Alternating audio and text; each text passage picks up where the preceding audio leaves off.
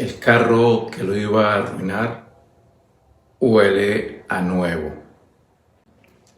Ricardo, 55 años, traje oscuro, pelo canoso en las sienes.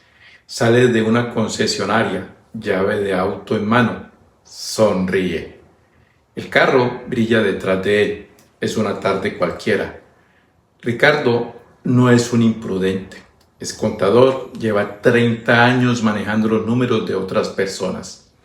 Sabe perfectamente lo que es un flujo de caja, un activo, un pasivo. Conoce la diferencia entre una deuda buena y una deuda mala. Y aún así, firmó. A sus 55 años, con una jubilación a pocos años de distancia, Ricardo decidió cambiar su vehículo. No porque el que tenía estuviera dañado, no porque necesitara algo que ese carro no pudiera darle. Lo cambió porque en algún momento, sin aparente razón, sintió que debía hacerlo. Ese, sin aparente razón, es exactamente lo que vamos a diseccionar hoy.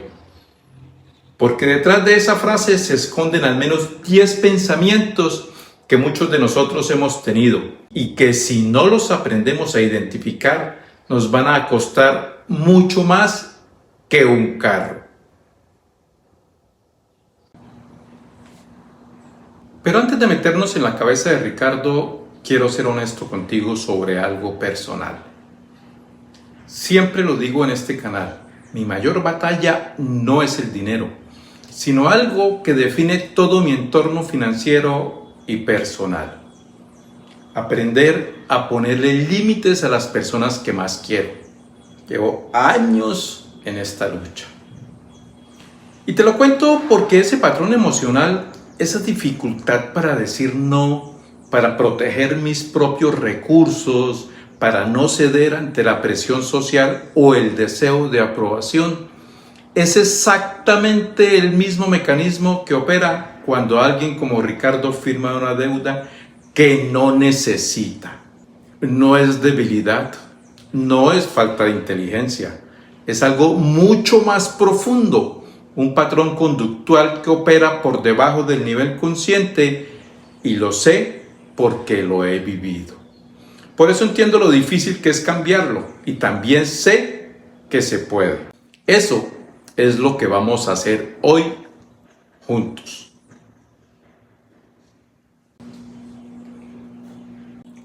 Daniel Kahneman, Premio Nobel de Economía, pasó décadas estudiando cómo tomamos decisiones y llegó a una conclusión que lo cambió todo. Tenemos dos sistemas de pensamiento.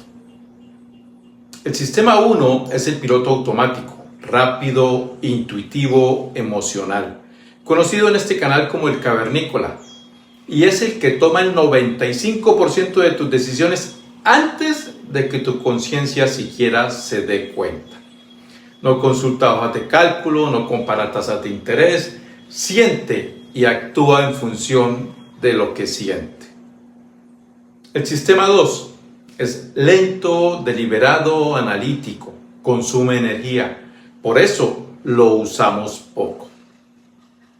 Ahora bien, en la psicología del yo, ese mismo sistema 1 tiene otro nombre, se llama ego.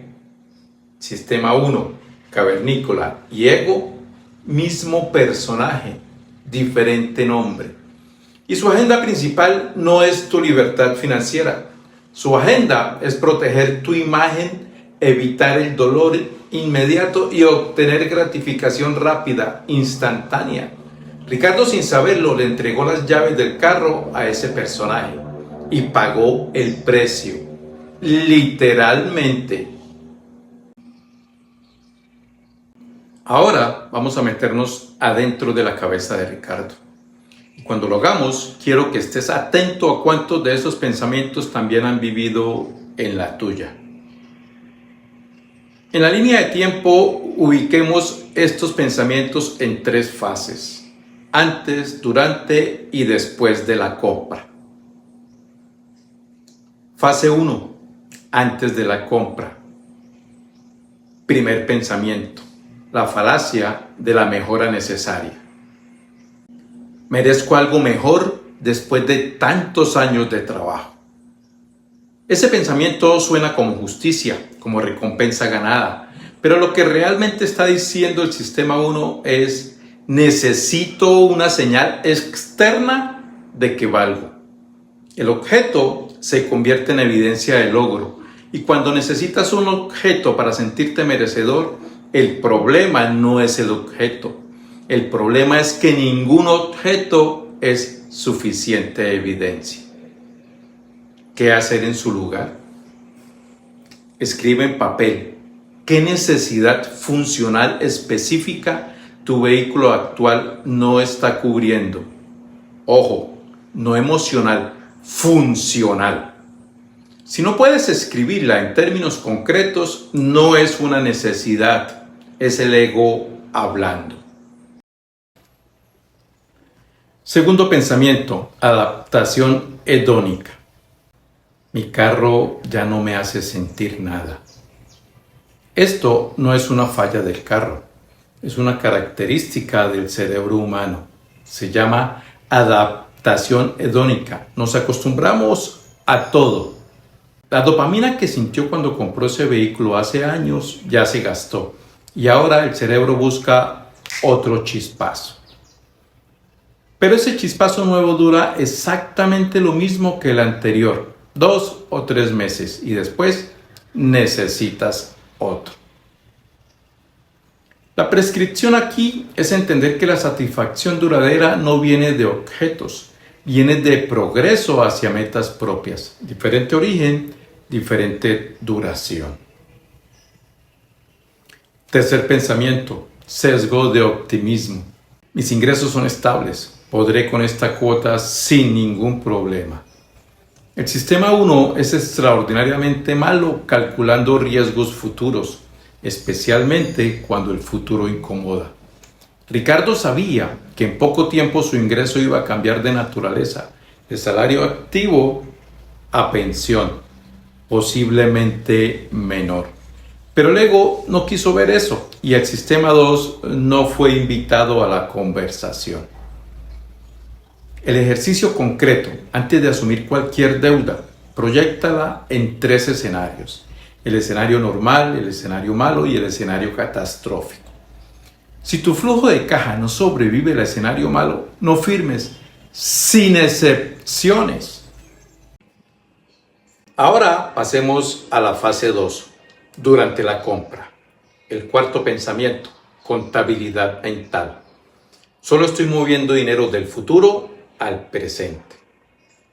Esta es una de las ilusiones más peligrosas de las finanzas conductuales. La contabilidad mental nos hace ver el dinero en cajitas separadas. La cuota mensual parece pequeña y manejable. La deuda total no se visualiza y el impacto sobre el patrimonio neto simplemente no existe en la ecuación emocional. Lo que Ricardo no calculó, cada peso que va a esa cuota es un peso que ya no genera interés compuesto. A los 55 años, con el horizonte de ahorro ya corto, ese costo de oportunidad es devastador. El quinto pensamiento, consumo conspicuo. ¿Qué van a pensar mis colegas si me ven llegar en el mismo carro de siempre?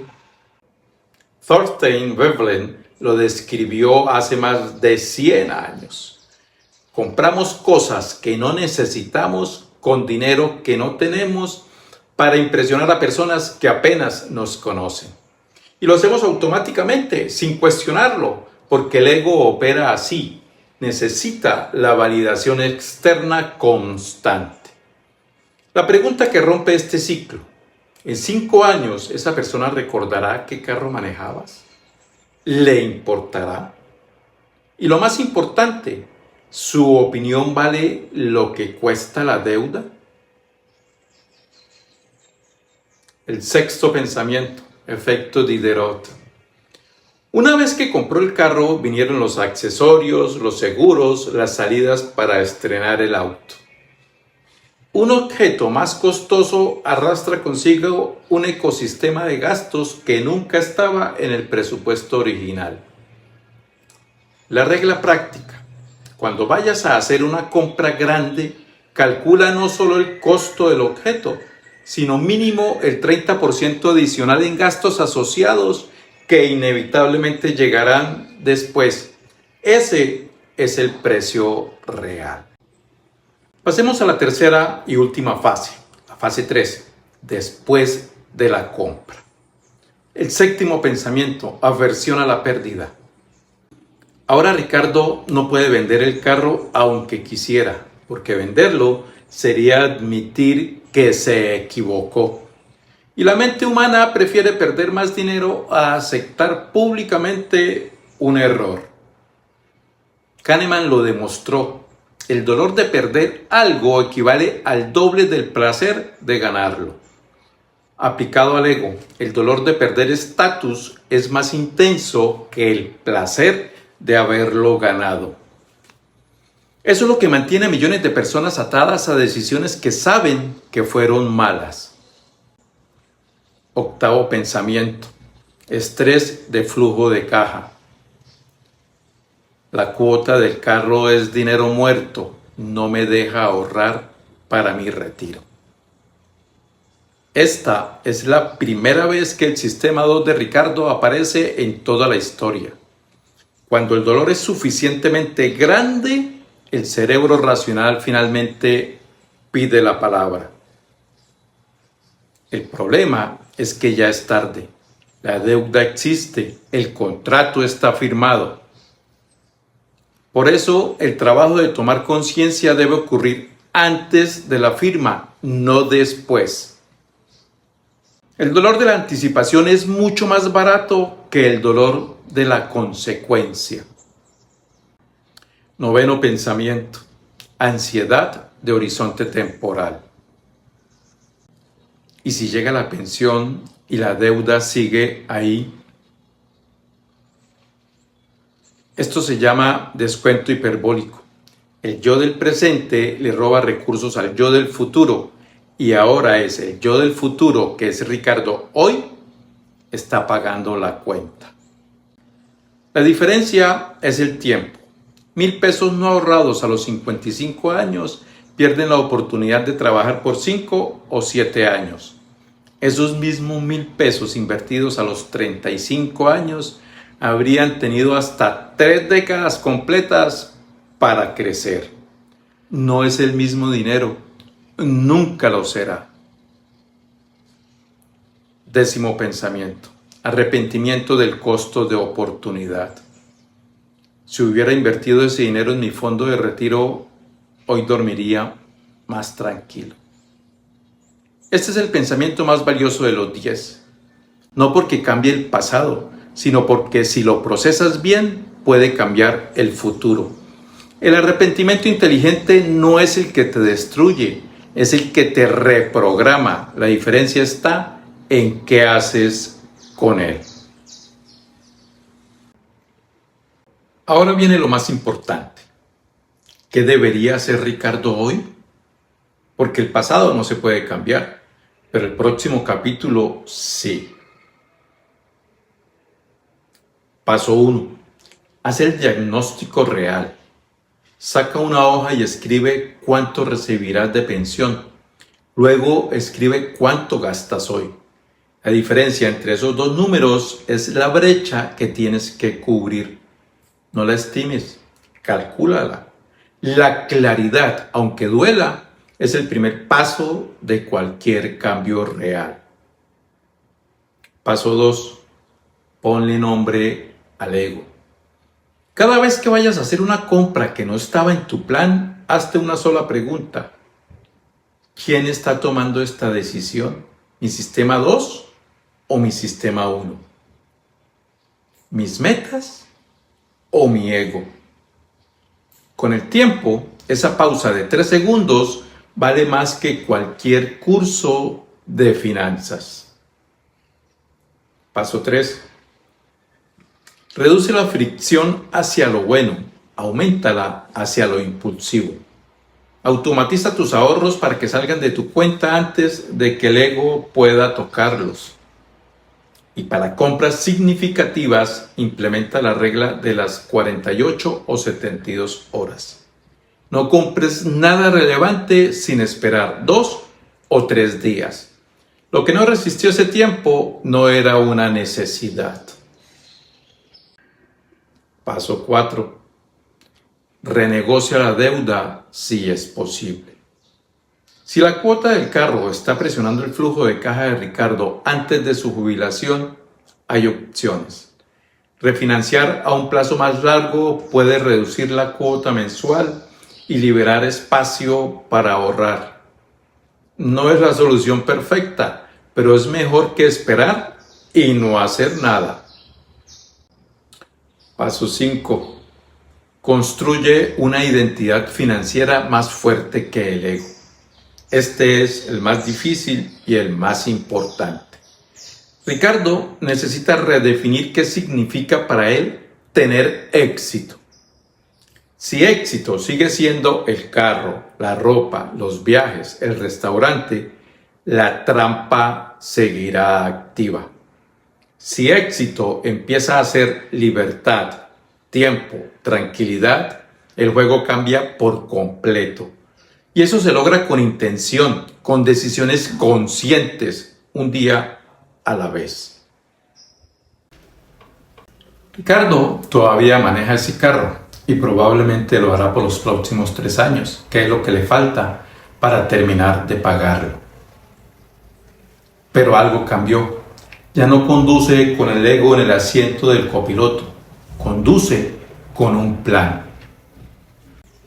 Porque la verdad es esta: no hay carro, ropa, viaje ni objeto que pueda darte la paz que da saber que tus finanzas están en orden. Y esa paz no se compra, se construye. Si estás viendo esto antes de tomar una decisión como la de Ricardo, ya estás adelante. Ahora quiero que respondas algo en los comentarios. ¿Hay alguna compra que hayas hecho y que hoy con distancia reconoces que fue más tu ego que tu plan real? No tienes que dar detalles, solo dime en qué categoría cayó: carro, ropa, tecnología, viaje o algo completamente diferente. Vamos a ver juntos cuánto tenemos en común. Suscríbete si todavía no lo has hecho. Dale like si esto te fue útil. Y si conoces a alguien que está en el momento de Ricardo, justo antes de tomar una decisión que va a costar más de lo que cree, comparte este video. Ese puede ser el mejor favor que le hagas hoy. Nos vemos en el próximo capítulo de Mente y Moneda.